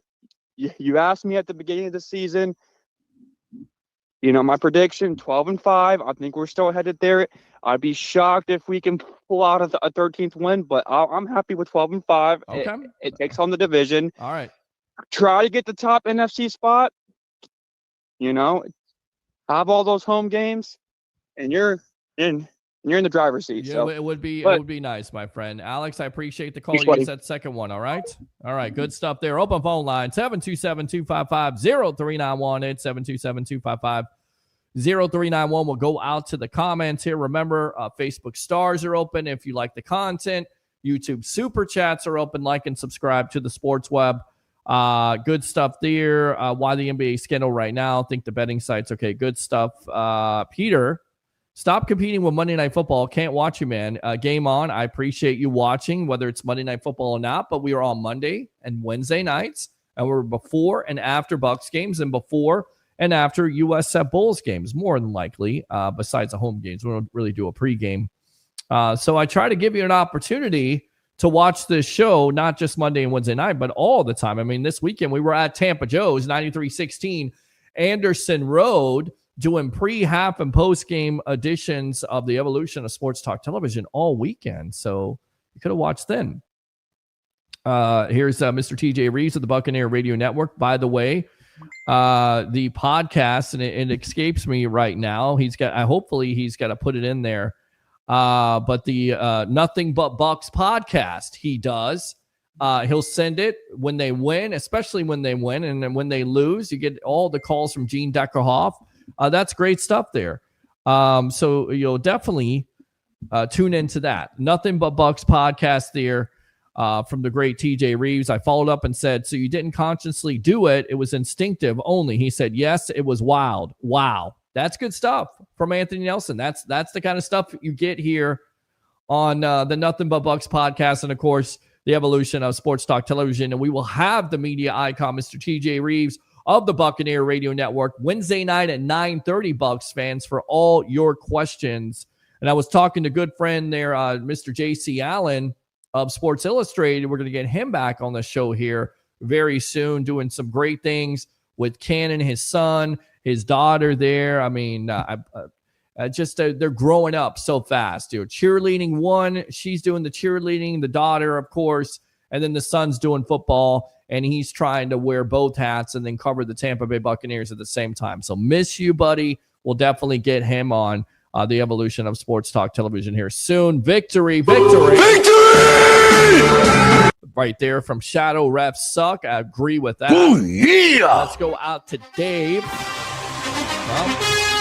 Back out to Dave. Let's go out to Eric Moreno. Eric, how do we start off this show, my friend? Go. Bring the passion. Bring the excitement. Just don't bring any nonsense. Boom, What's going baby. on, guys? What's going on, Yes. Fire the cannon! All right, my friend, go ahead.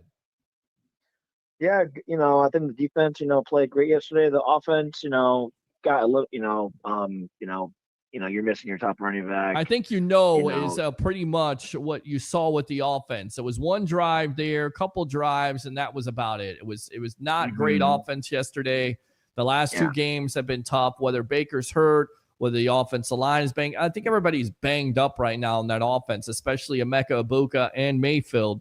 So, and again, I point this out. Isn't it great to know that all the criticism that the defense, and maybe it was earned at the beginning of the year because the offense was scoring all those points and the defense wasn't doing enough. Now the defense is picking you up. Isn't it great to know that can happen, that your offense doesn't have to score 30 or 40 points a game for you to win, that your defense can just knock somebody out, knock them out of the end zone, keep them out of the end zone, get after the quarterback, cause turnovers, and get touchdowns, even when the refs are taking those touchdowns away. Isn't it nice to know that?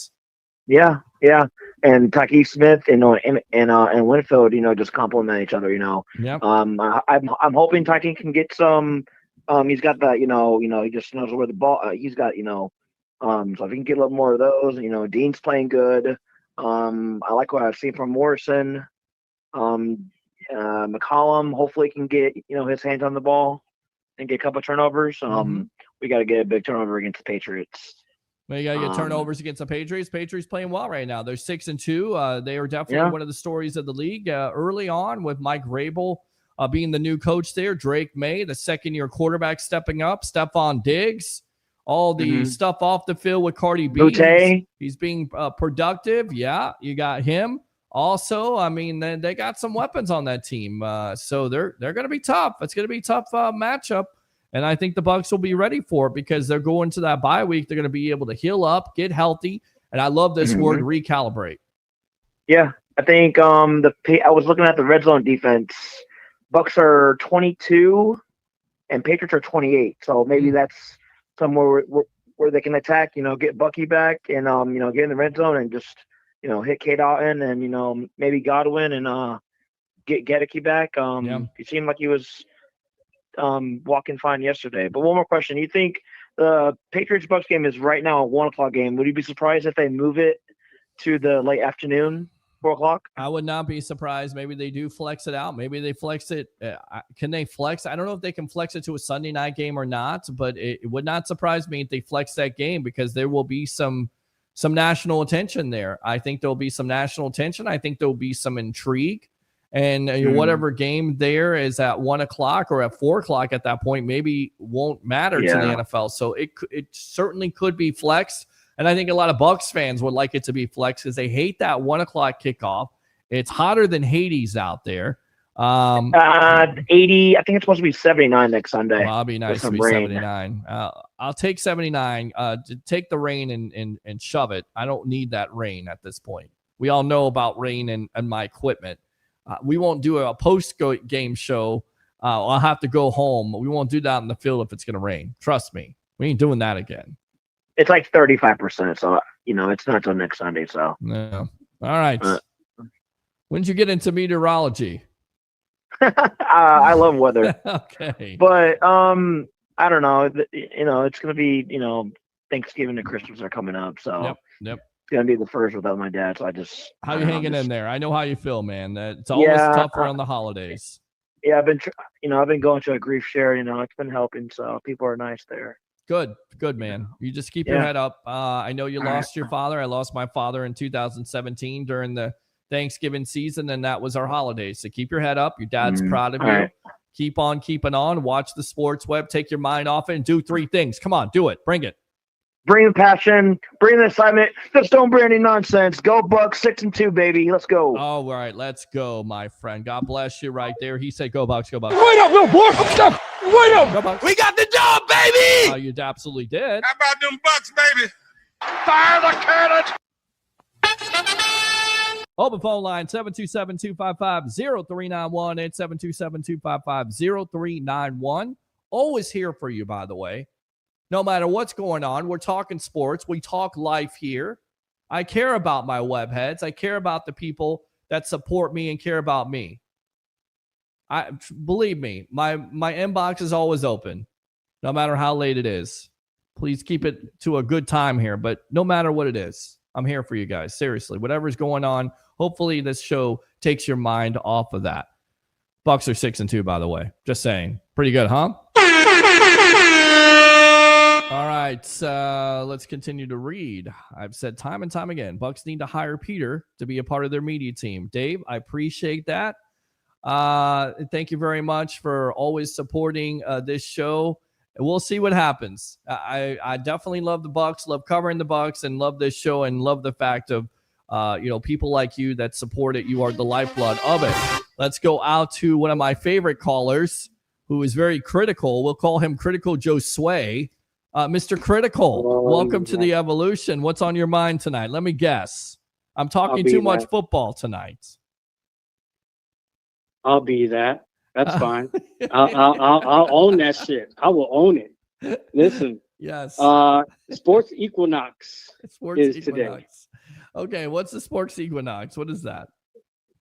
By the way, update the score there. 21-7 Chiefs over the Commanders. In case you weren't, in case you want to tune that off and tune in to the sports web. There you go. That's your reason right there. 21-7. Last check. The football web. The football web, not the sports web. Not the sports web, because we never talked. We just didn't talk about the Rays and Junior Caminero receiving an extension or ownership on the show. Oh, we never talk any hockey at all. Only when Joe Sway wants to listen. Joe Sway has selective amnesia. I miss all that stuff, Peter, man. Even if you come on later on in the night, I still find a way to miss it. Bro, I gotta go back and rewatch the whole Listen, on for I can't help. Hour and a half now. I can't help if you're LeGarrette Blount and you don't have an alarm clock to know and set it at 9:00 when the Evolution of Sports Talk television comes on. I can't help you on that, okay? I love you, Peter, but I don't love you that much. Okay, I got a life too. You're outside of you and the sports web. Okay, I'm sorry. That's fair. All right, but I'm gonna be real. Okay, will. I love you, but I don't love you that much. Okay, Okay. At least I give you the passion, I give you the excitement, and don't bring any nonsense unless your name's Josue. Well, But that's right. either That's way, what you are. Not either nonsensical way, yeah, Josue. Sports Equinox, MLB, World Series, NFL, Yes. NBA, NHL, and I guess MLS is counted as that as well. Yes, because All who have doesn't games like tonight. who doesn't like to cover MLS on the sports web on Monday night? Listen. I'm not gonna say, Peter, you should cover MLS. Right. Okay, It's I'm not gonna go that It far. was definitely on my Don't take it that bingo. deep. I did the production meeting tonight with the producer, yours truly, and I said, hey, do we want to talk MLS or do we want to talk about the Tampa Bay Buccaneers and their 6-2 start? And then what happened was, yeah, we're not going to talk. In fact, MLS never came on the bingo card there. I rather talk let's talk WNBA. You want to talk WNBA? Let's talk NBA at this point. The four-letter networks do it. Wow, that's great. I'm happy. I mean, for them. before you start knocking the WNBA, when they were having their WNBA finals and stuff, I was all over that four-letter network that we all know and love. I'd rather talk WWE wrestling It's either that or NFL. Well, we're talking NFL tonight. So come on, give me something here. What do you think? Man, what's on your mind? You talk NFL 365 days a year, but won't talk other sports 365 and you tune into it. So what do you want here? We're like an old married couple. What do you want? want? I tune in because I figured that maybe, just maybe, I get my Tampa Bay sports fix. Okay, did you get it? But it's just one sport playing. According to you. Right, of course it is. But I am glad that Caminero got the extension, at least the new ownership. Now I don't know if they were that involved in this. Maybe so, maybe not. But it's just what the doctor ordered when it comes to the new ownership. Can this new ownership keep the young up-and-coming prospects that turn into stars, that turn into franchise players? Stand by for a minute. I got to put you on hold. Stand by. Hold on. Okay. All right. I think we lost Frankie. Frankie, call back. That has been predicted. That is not official at this point, but that has been predicted by Sports Illustrated, $250 million or more, which I think he deserves every penny at this point. Was there a year? How many years? Because I did not read that report. From that prediction here? Yes. It's just saying $250 million from what I'm looking at right now. All right. Well, either way, I mean, it's going to be for, at the very least, 7 to 8 years. I mean, he's 22 years old. You got to lock him up. I think you lock him up for 10 years, don't you? 7 to 8 years, maybe 10-year contract. I mean, lock the guy up. He's going to be the future of your team, the future of your franchise. You think they'll lock up Shane McClanahan next? I don't know about that. I don't know if he's ever going to pitch again. I love Shane McClanahan, but he hasn't pitched since when? How many years has it been since McClanahan has pitched? And it's going on 2 years now. Yeah, and it's concerning. I mean, but he's, when he does come back, I mean, I feel like he's still one of the best pitchers in the league, especially being left-handed.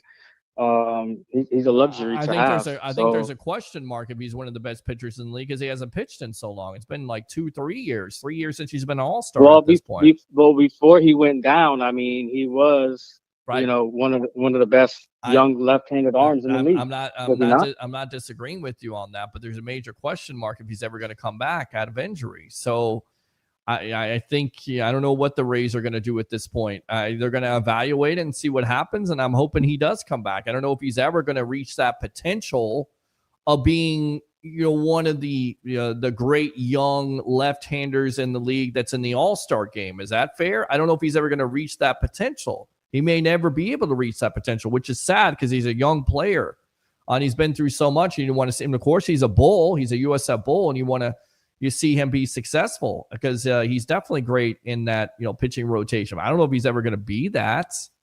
I don't know if the Rays are banking on that. Are you banking on that? Do you think he's going to come back? Do you have a crystal ball, Josue?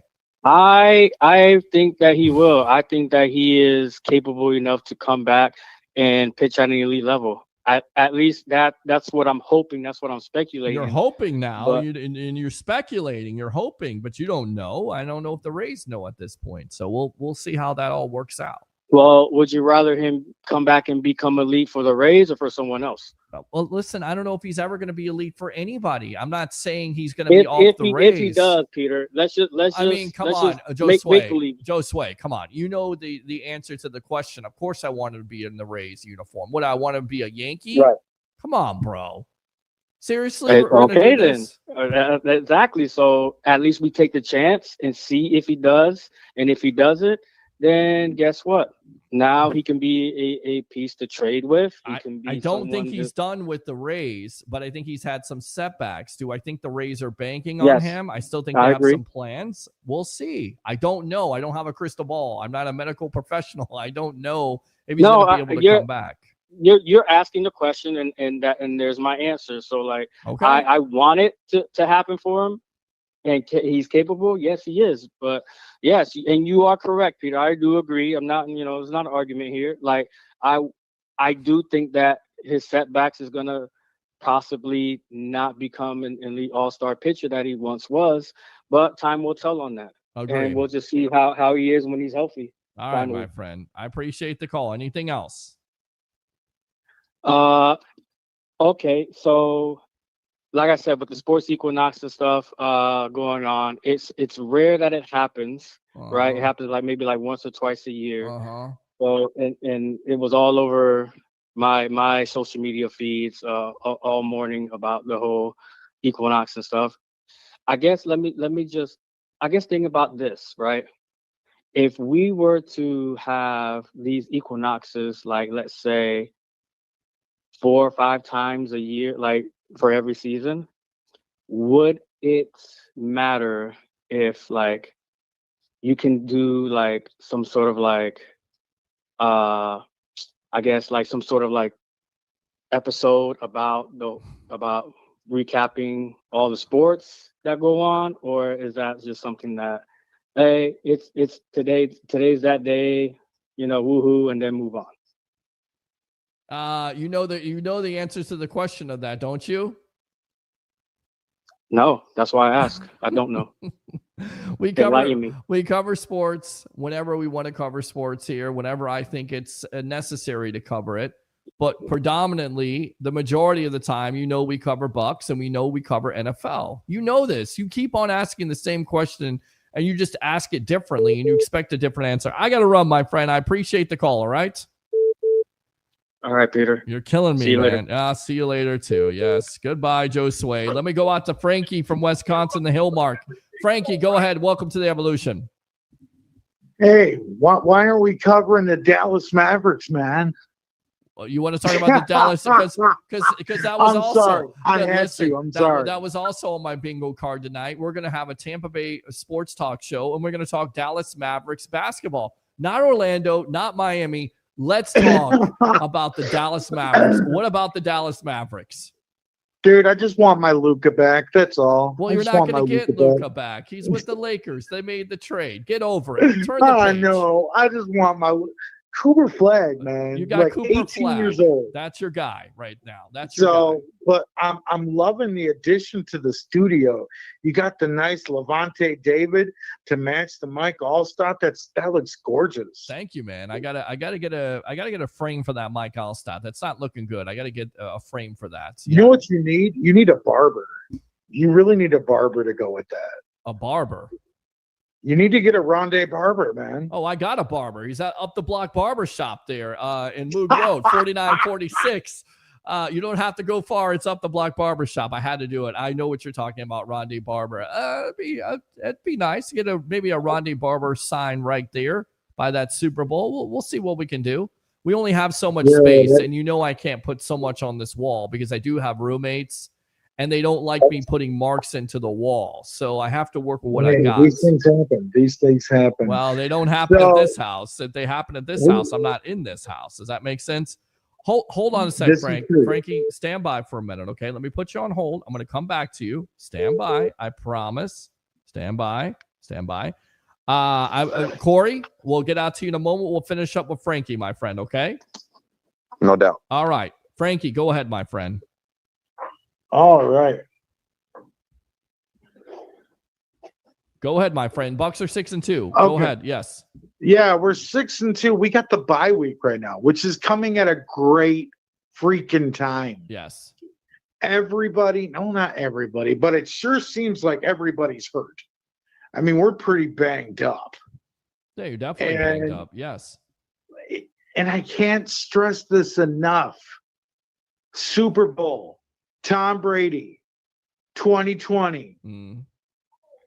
We went undefeated after the bye week. By the way, I'm Tom Brady just had saying. Tom Brady had an MCL at that time. Did you know that he was playing with a torn MCL? I believe. Was he really? He was playing and we that. still went undefeated. Still went Tom undefeated. Brady is the freaking GOAT. And you know how much I don't like him. Well, I don't know why you don't like him. He's the greatest of all time. But he is the GOAT. He's just not my favorite, okay? I got you. Like, Still Jameis personally, Winston, I would right? take Brett Favre. I think Brett Favre is fucking. You take Jameis Winston over him, remember? No, I would not take Jameis Winston over You Tom said Brady. that a long time ago when Brady got picked up. You wanted Jameis Winston. Now, don't you? I sit there. did. I Okay. did. I Okay. did. See? And you know what? Selective amnesia from the sports web here in the webheads. Gotta love it. Hey. After the first season, didn't I not come on here and say, okay, I eat my words. I believe in Tom Brady. I did. You did do that. All right. So, would you make a trade if you're the Bucs at this point? And what would you make a trade for? What position? Edge rusher, Honestly, offensive line, wide receiver, or stand pat? Oh God! If I was making a trade right now, I would really go for an edge rusher. Edge rusher. So you weren't impressed enough by Anthony Nelson yesterday? It's all like what's on the trade block, you know what I mean? Okay. Like who's willing to give up what, and what are we going to give up to get it? Now you sound like Todd Bowles. Now you sound like what Jason Light is thinking. Absolutely correct, because you're going to have to give up a first or second round pick or multiple picks in order to get an edge rusher like a Max Crosby or Trey Hendrickson, which I don't think you can get a Max Crosby. I wouldn't mind having a Max Crosby or a Trey Hendrickson. You can't pay him. The salary cap is not there. I'm just saying, like, I wouldn't mind having a player like that, but then you got to look at the freaking salary that comes with them. We can't afford that. Well, so the salary cap is there. Yes, that is correct. It sounds good in theory, but in the long run, it's just no bueno. You know what I'm saying? Well, there you go. No bueno right there. All right. No bueno. You gotta play it smart. It's like checkers. It's like chess. Yep. All right. What else, Frankie? I'm just waiting for after the bye week. I'm hoping everybody is rested and recovered. I mean, we got Buca is banged up. Godwin's banged up. Bucky's banged up. Baker's looking like he's a little, you know what I mean? And let's just rest. Let's just recover. And recalibrate, right? Exactly. And let's learn what actually counts as a pick six in the NFL, because that was a pick six that we got robbed out of. Couple pick sixes. I'm sorry. Pick sixes and fumbles and everything else. All right, Frankie, appreciate the call as always. Hang in there, my friend. Hope you're doing well. Use that second call if you want to, okay? All right, my friend. Take care. All right, good stuff there. Frankie from Wisconsin. Let's go out to Corey there from Tennessee on a victory. Monday. Yeah, 6-2, buddy. Listen, how's that feel? Feels amazing. I'm gonna tell you something. We wait as football fans. As soon as that clock hit 000 in the Super Bowl. What's up, boy? We wait for football all year, right? We watch the pre-draft, the combine, everything. Besides Josue. Josue does not. He wants to talk MLS. Frankie wants to talk Dallas Mavericks basketball tonight. And Josue wants to talk about I ain't doing none of that. Sports Equinox. He wants to talk about multiple sports, college baseball and everything else. Yeah, my point is I have never, ever been so excited to not have a football game during football season. I'm so excited for this bye week. I'm so excited for the fact that we're 6-2, 2-0 in this division. You're so excited you can't hide it, right? Man, listen, I feel like I've been playing. Look, I feel like I've been playing. You're Todd Bowles excited. It's exciting. It is exciting, Todd. These injuries, man. And we just need a rest. You see, Baker started to wane a little bit. Yeah. But I'm gonna tell you something about Baker, and this is what I asked. This is what I asked of him after last season. I asked for maturity, and what I mean for maturity is this past Sunday's game. He checked the temperature for that game, and it was a defensive game. He didn't take any chances with the football, right? Mm-hmm. He didn't try to squeeze the ball into a window. And I'm pretty sure if we watched the all 22, there's probably some throws that could have been squeezed, some throws that could have been made. Right. But it was almost like how Brady started playing. You know what I mean? Like Brady, hey man, this is a defensive game. All I got to do is not give the defense the ball. That's it. Like that's what he's cut down on. He's cut down on the turnovers. That's why he's in the MVP conversation, because he threw 41 touchdowns last year. But the thing was, he had 16 interceptions, and he also had fumbles. So got to cut down on that. Yeah. The maturity of our quarterback permeated the whole offense with that first drive of the third quarter. Mm-hmm. Because our offense wasn't good in the first half, but our defense played so well. We're like, okay, let's just go ahead and adjust. If we can get up by double digits, we probably can go ahead and close this game out. Right. And the offense came out focused, executed, went right down the field and scored a touchdown. Mm-hmm. I get it. It took another kudos to the Saints, man. They grown men too. Kudos to them for what they were doing on the 1 yard line. I mean, we could have really gotten that game over with. But I mean, I can't say that because of Anthony Nelson, who, by the way, if you go back and watch Anthony Nelson when he gets snaps, and I get it, he is a rotational player. He's gonna be average. But when he gets snaps, that guy makes freaking plays. He's got a constant motor, and I think he's perfect for that Todd Bowles system, because not only can he put his hand in the dirt, but he can also play on the edge. You could stand up. You could play zone. You saw it yesterday. You know, Todd Bowles during the game, he had 3 big guys on one side, and the offense of the Saints, they're shifting to the right side to counteract that. And what does Todd Bowles do? Todd Bowles brings a blitz from the left side. Oh, it was fire. Where you can't even account for it. Fire. And people will not talk about this. They will talk about, so beautiful. Well, defensive linemen are playing zone. Well, there's a reason why he's doing this stuff. You have to watch it schematically. Blitz, because he ended up still only rushing 4, even though he blitzed off the left side. Correct. It was still 4 came in, but the blitzer was so unaccountable. It was so. I've actually been trying to mock it on Madden. I've been trying to do it I think we all have. I think we all have tried to do that. It was so good. Right. And that's another note, man.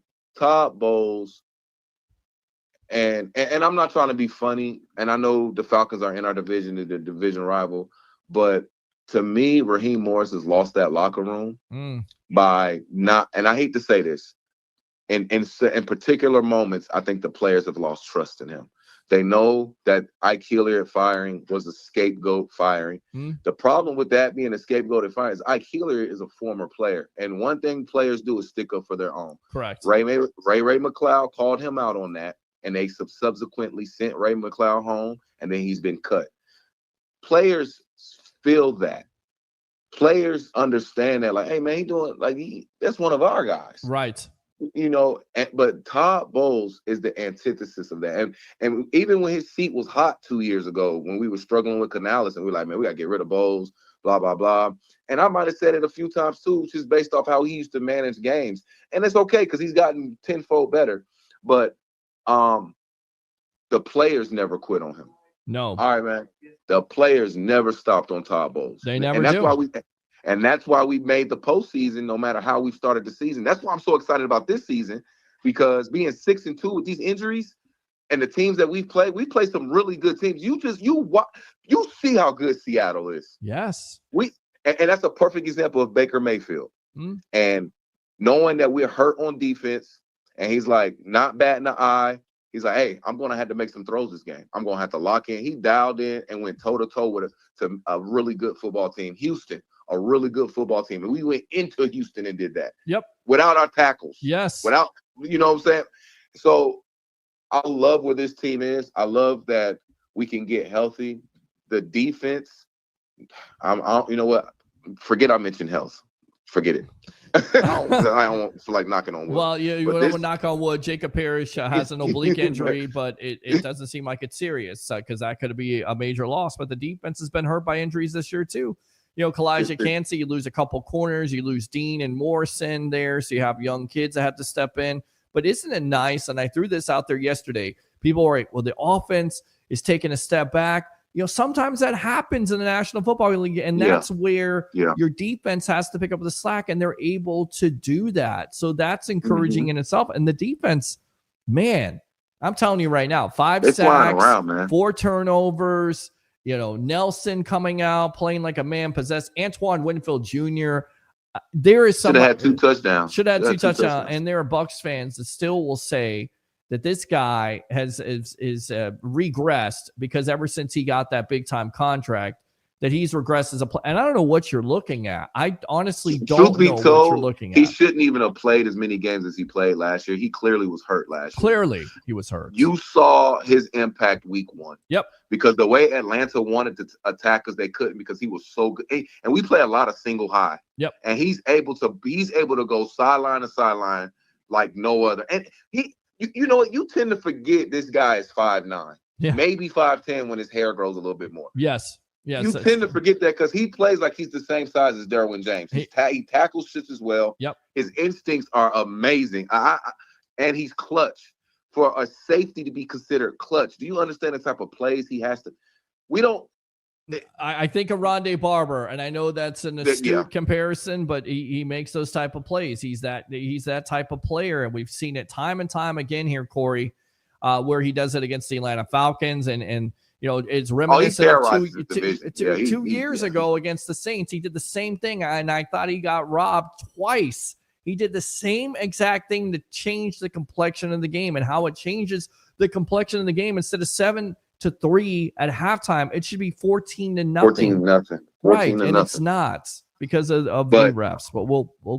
But before I go, Jason Light. And Jay, for every time we can say something bad about Jason Light, do you want to make a trade? Trades, do you want him to make it? Do you want to make a trade? And who do you want to make a trade for if you happen to? And I'm gonna tell you what I do. I do want him to make a trade. Okay. I do, but it doesn't have to be super splashy. I'm not asking for like Bradley Chubb, but a Jalen Phillips could be had. Okay. And I think that's a mid-round pick right there. I think a player like, but thanks to the Falcons, the Miami looked like a Super Bowl contending team. Yep. So they're probably taking people off the board now. Right. Well, that's what the Atlanta Falcons do. But I want a veteran pass rusher similar to what Hassan Reddick is, but I don't want to overreact either because Jason Light and Todd Bowles and this staff are so good in the middle of these drafts. Correct. Tyke Smith. Yeah. Tyke Smith. Bucky Jacob Irvin, Parrish, Jalen McMillan. You know what I'm saying? Yeah. Like being able to go late in that second round and get a Benjamin Morrison. Being able, Antoine Winfield is a third rounder. Like second rounder. So was he second? Second rounder. We took Wirfs and then we took Winfield. Yes, okay. That was it's a great draft. 2020. But that's a great draft. Yeah. So who was in the third round in that draft? But anyway, it doesn't even matter. The last few drafts, Jason Light has been amazing. I know you traded a 4th round pick for Gronk. Remember that? Right. So who was the 3rd round pick? A 4th. If we can get away with doing like a 4th, a conditional 4th for an experienced pass rusher, and it don't even have to be a big name. We just need somebody in there that knows what they're doing. Like a 2 years ago, Matthew Judon. I don't know who's on the market right now. Keyshawn Vaughn. Remember Keyshawn Vaughn? I believe that's who it is. Yes. Yeah. The greatness of yes. We took him off. I should know that. He's Keyshawn Vaughn. And then you had Tyler Johnson in the round 5. And then you had I should have known was Keyshawn. He's from Nashville. He played at a local high school here. He had a touchdown that year. But so I understand. He did. I understand his trepidation not to want to trade those picks because he knows what he's doing with those picks. Mm-hmm. You see it all over our roster. So I get it. But this team right now, and I'm not being funny because I'm a fan, dude, we can win the Super Bowl this year. Yes, he can. Yes, he can. You look at the landscape of the NFL, there's no clear – everybody's crowning the Chiefs, and if the season ended right now, I don't even think they're in the playoffs right now. Wow. You know what I'm saying? So, and they're number 1 in everybody's power rankings. But if the season ended right now, they're the 8th seed in the AFC. Well, the Colts called. They wanted to know what you were talking about because they're right now they're a top team, 7-1. But will that last? But what the Colts are doing is sustainable in the NFL. Excuse my language. They're beating the shit out of teams. Oh yeah. It just doesn't happen in the NFL. They're literally dog walking team. You know what it kind of reminds me of? It kind of reminds me of the Greatest Show on Turf there with the Rams. I know. I like that. You remember that? Remember that? Yes, sir. Nobody thought that don't could get be me sustainable. started, though. Don't get me started though, because they shouldn't have a Super Bowl. I agree. They cheated us. They cheated us, and they had to get it. And I was so glad my team came back the next year even hungrier and won that Super Bowl. But they cheated us. But I'm sorry, man. I know I've been going too long, but bro, you never go too long on the sports web. First and foremost, you got man, great content. That's why I love the sports web. Shameless plug, sports web. If you want to get your Bucs takes off, call the sports web, man. Well, you got to having so much to say. But listen, you got to do me a favor, my friend. You got to say 3 things, and you can always use that second call if we're going to be online. But I think we're going to get off here in just a little bit. But we'll be back on Wednesday. You got to say, bring your passion, bring your excitement. Just don't bring any nonsense. 3, 2, 1, go. Bring your passion, bring your excitement. Just don't bring any nonsense. Yes, that's what I'm talking about right there. Let's go. We're Good here. stuff, I love it, man. Thank you for allowing me to talk. 6-2, midway point. What a perfect spot for the bye week. Go Bucs. Todd Bowles, Jason Light, you guys are doing an amazing job. Let's go. Let's go. All right, my friend. Good stuff. He came strong to the mic. That's what he gets. Wait up, little boy. Wait up. We got the dub, baby. It's exciting. It is. Yeah! It is. How about them Bucs, baby? Fire the cannon. All right, let's read the comments, and we will get out of here for the night, because you know what I'm going to do here. Probably try to make some reels out of this. Let's see. Home run chase in 98. Sosa McGuire, they were juiced. So was the ball. Dave, the bye week is coming at a great time for us. Hopefully we can get healthy, make a push. Jim, come on, Bucs fans, go to Tampa Joe's for the sports web. Thank you very much, Jim. Appreciate you. The referees need to check. Christopher Cole, before nothing, but nothing to the refs. The referees need to be checked out now, but right now. Scott Broadway says that's why I don't gamble. Just saying. Scott Morse, authentic equals respect. Good comment. Ooh, yeah. Appreciate you, Scott. Sitting says go Bucs all day long. What's up, Peter Blake? What's up with you? Fire the cannon. Let's go out to Jeremy here. He was a bobblehead. Hey, Pete, what's going on? You know I'm right there on YouTube. Exactly, Pete, protecting integrity of the game. Look at Barry Bonds. Perfect example right there. No integrity of the game. Nelson may have taken Reddick's job. Something to think about. Absolutely. Mike DeRoche's. Oh, Canada. Nobody on the field heard the whistle. Absolutely. Scott Broadway. Peter's doing a very good John Cena impression tonight. Loving the rhymes tonight. Thank you, sir. Appreciate you as always. Ooh, yeah.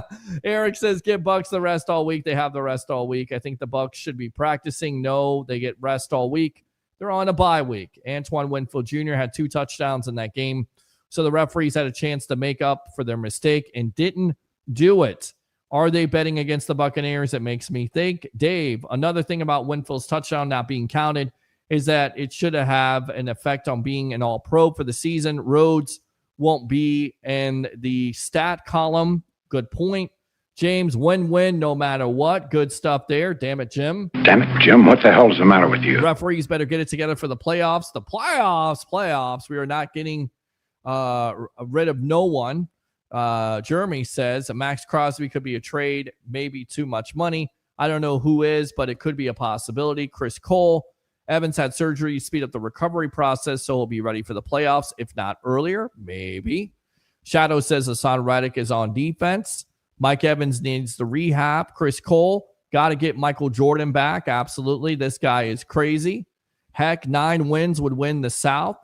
Van Houselife, hope the Bucs win this bye week. No one gets injured. Once again, trolling. That's great off the suck right there. Go Bucs. Go Bucs. Let's go out to Steve here. Baker hasn't been good lately.